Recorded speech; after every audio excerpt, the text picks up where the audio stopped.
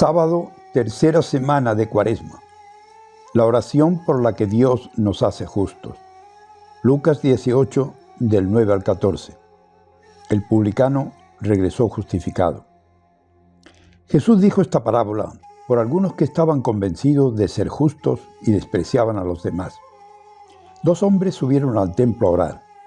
Uno era fariseo y el otro publicano. El fariseo, puesto de pie, oraba en su interior de esta manera: Oh Dios, te doy gracias porque no soy como los demás hombres. Son ladrones, injustos, adúlteros, ni tampoco como ese publicano. Ayuno 2 veces por semana y doy la 10ª parte de todo lo que gano. Mientras tanto, el publicano se quedó atrás y no se atrevía ni siquiera a levantar los ojos al cielo, sino que se golpeaba el pecho diciendo: Dios mío, ten piedad de mí, que soy pecador. Yo les digo que este último estaba en gracia de Dios cuando volvió a su casa, pero el fariseo no. Porque el que se hace grande será humillado, y el que se humilla será enaltecido. En primer lugar, la oración que nos hace justos. Con la intención de sacudir su conciencia, Jesús se dirige a algunos que, teniéndose por justos ante Dios, desprecian a los demás. Y les cuenta la parábola del fariseo y el publicano, personajes emblemáticos de su tiempo. Ambos oran en el templo. El fariseo, centrado en sí mismo, agradece a Dios porque no es como los demás, ni es ladrón, ni es injusto, ni adúltero, ni tampoco como ese recaudador. Y cuenta todo lo bueno que hace. Ayuno 2 veces por semana, doy la 10ª parte de todo lo que gano. Dios debería estar orgulloso de él y de alguna manera pretende cobrar a Dios todo lo bueno que realiza. El recaudador, en cambio, reconoce con gestos y palabras que es un pecador, y en esto consiste su oración. No se excusa, ni siquiera se atrevía a levantar los ojos al cielo, sino que se golpeaba el pecho diciendo: Dios mío, ten piedad de mí, que soy un pecador. Se siente absolutamente indigente, necesitado del amor y de la compasión de Dios. Para Jesús, el fariseo que se cree justificado queda fuera, y el recaudador que se considera excluido está dentro. De esa manera, subvierte el orden establecido por el sistema religioso judío, porque todo el que se hace grande será humillado, y el que se hace humilde será enaltecido. El fariseo le dice a Dios que hace incluso más de lo mandado en la Torá, y le da gracias en una oración aparentemente hermosa.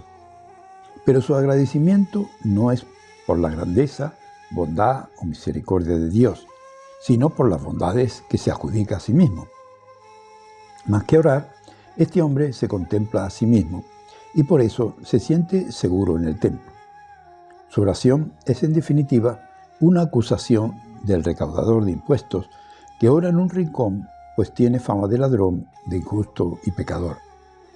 El recaudador, el publicano, en cambio, se reconoce pecador arrepentido. Jesús deja bien claro que Dios es el único que justifica gratuitamente y no puede ser comprado por nuestras buenas acciones. En segundo lugar, ambos personajes representan dos imágenes diferentes de Dios y dos modos de relacionarse con Él. El fariseo, cumplidor de leyes, se considera justo y superior a los otros y se relaciona con un Dios legalista y exigente y se convierte en juez de los otros, quienes condena porque no son como Él. Este hombre no se ha encontrado con Dios, no lo necesita. El recaudador, en cambio, vive en verdad. Pertenece a ese grupo de esa gente sencilla, dependientes de élites judías intermediarias que se encargaban del cobro con un salario de subsistencia y que a veces usaban el pillaje y la extorsión para compensarse. No tiene pues nada de qué vanagloriarse, reconoce su pecado y se abre a la misericordia de Dios sin compararse ni juzgar a nadie. Se siente insignificante y lo necesita todo. Jesús no canoniza sus pecados, sino su actitud de conversión, el reconocimiento de su debilidad y pequeñez. El profeta Oseas que había padecido la infidelidad en carne propia, denuncia esa infidelidad del pueblo, manifestando cuánto detesta el Señor la hipócrita conversión del pueblo, sus ritos y palabras vacías, y le pide un amor auténtico, real, manifestado en un reconocimiento agradecido de su amor. Porque quiero misericordia y no sacrificios, conocimiento de Dios más que holocaustos.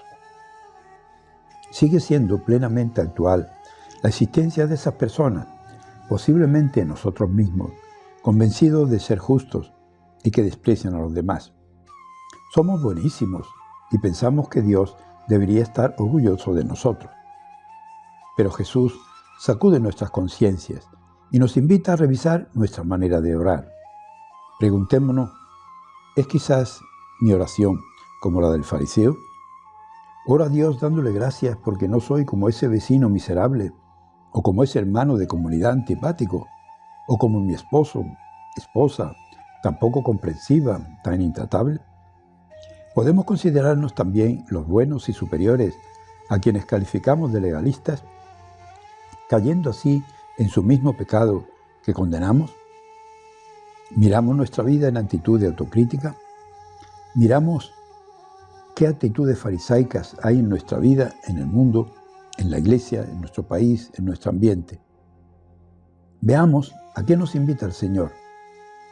Pidámosle que Él nos dé conocimiento íntimo de nuestras limitaciones y miserias, de forma que nunca despreciemos a los demás.